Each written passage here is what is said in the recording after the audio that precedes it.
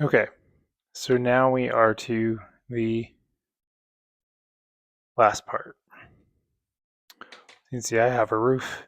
It is very blotchy, right? So what we're going to do is we are going to put some powders on here. So these are Bragdons. So I'm going to start with my Dust Bowl Brown here. I'm just going to throw it on there and I'm going to pull it straight down. And I am going to let it just run off onto the mat. Now, Bragdon powders are really attracted to matte surfaces, which paper acts matte.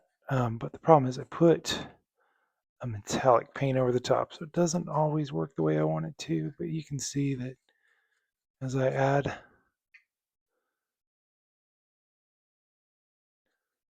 the dirt and the dust, so now we'll go to a darker brown. I'm gonna let that cascade down. Some of you are watching this thinking, why is he letting all that beautiful Bragdon powder sit on the bench? I'm not, I promise.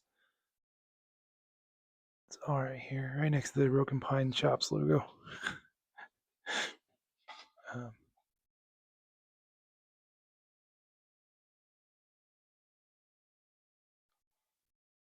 that poor sticker is not going to last very long. Come in with my stipple brush here.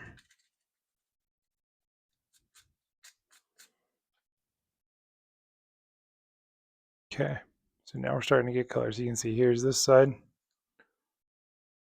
Shiny, not as shiny, right? We can take our grays, we can apply them heavily, kind of force them down into the paper, then pull it, create variation. You can do that over here, just hit this one panel, really tamp it in there, tap it on the table. Get a little bit of black over here. Really work it into that one, but it doesn't come out black. Now that one happens to be really close to the shed door, so I'm okay with that being really dark. Okay, now you can come back in and you can see I have underlayments of rust, which is what's left over from my paint. And if you were a keen observer, you notice that most of my paint is now kind of blended and it's gone. And I'm okay with that.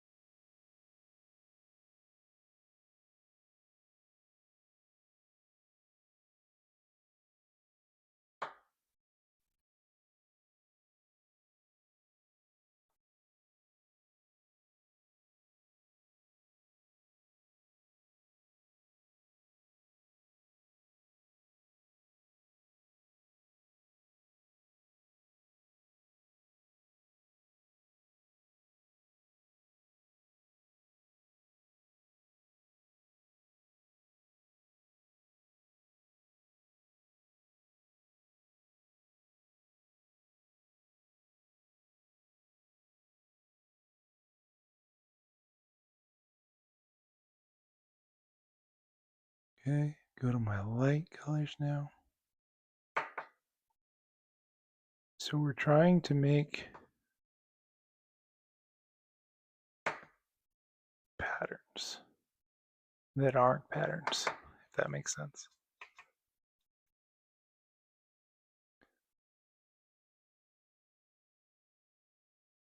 We can come back in with some dirt, dim that down.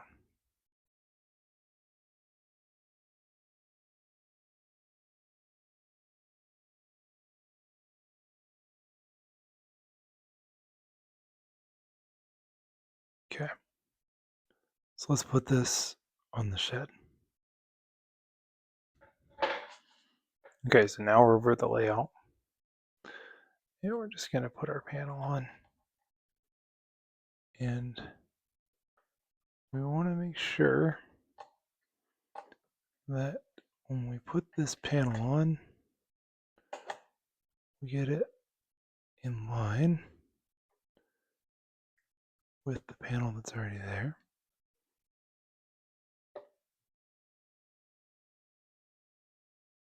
So I have a really nice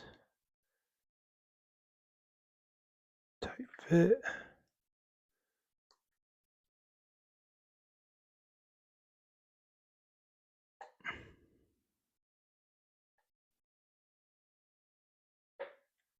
See the difference between the bench lighting and the layout lighting. Okay. And when I put that down, that was a mix of Eileen's and a mix of super glue. Because again, I'm impatient. And I like to be able to work on things in a timely manner. So kind of force the super glue that I put down here in.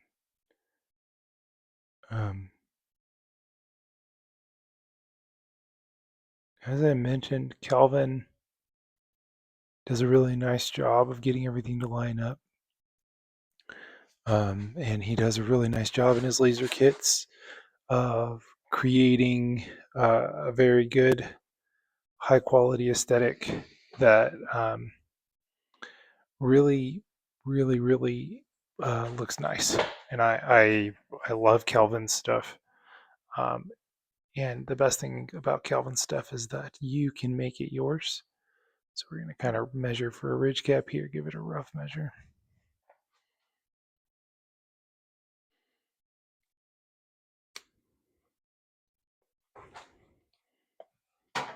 And Calvin is on Etsy. If you like what you're seeing here, he ships it fast. It's made right here in the good old state of California. I know people have their opinions about California, but those of us that are from California, we do love our state for the most part.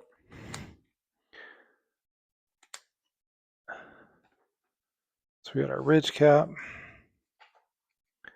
kind of bend it.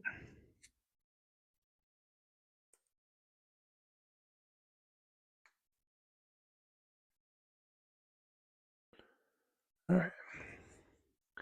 So ridge cap there.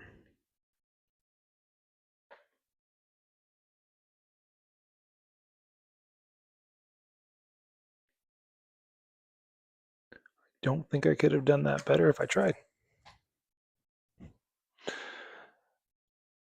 So we're just going to come in on the inside of the ridge cap here, and we're going to do some super glue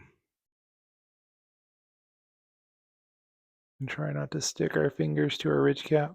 I'm not going to paint the underside of the ridge cap. I just don't. There's certain things that are just a waste of time, and to me that is a waste of time. It's like the teacher that stands at the front of the room and says, "I'll wait." As a teacher, it drives me nuts watching people do that because all you're telling the kids is that they are just willing to stand there and they're willing to continue to talk. It always drives me crazy.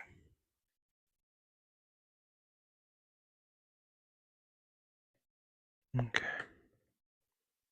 So we got our ridge cap on.